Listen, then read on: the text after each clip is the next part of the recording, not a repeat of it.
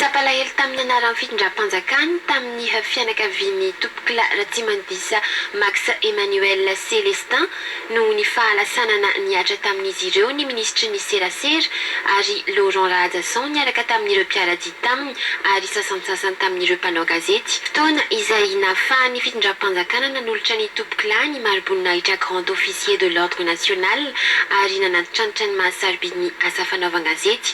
Teo amin'ny fahaenina amby fitopolo taona no izao ninaosy ny fahafatesana izao i tompokila namelaka ambody telo. Maro no nampiavaka azy fa avelony.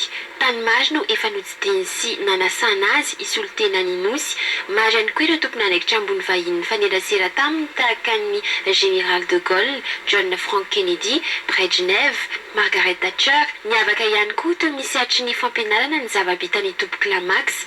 Izy no nanangana ny collège Madécas ny taona 700 mbola izy ihany koa nametraka ny francophonie dans l'océan Indien ary nanangana ny sekoly Saint-Exupéry. Joel, fiantetezamita, koa faratapony manodonina pirenena.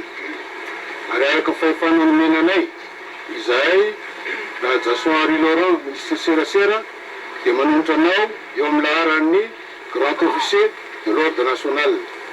Teo amin'ny asa fanaovan-gazety ihany koa dia isan'ny namiratra tompokila Max efa niasa tamina gazety an-tsoratra maro izy tahaka ny La Lumière, La Croix, La République, i Mongo Vaovao. Teny amin'ny FLM Ambatovinaka moa no natanterahana ny tompim-pivavahana nanaovam-beloma azy farany ny alohan'ny nametrahana ny nofo mangatsiaka ny teny Mahabo teny Andoharany fotsy.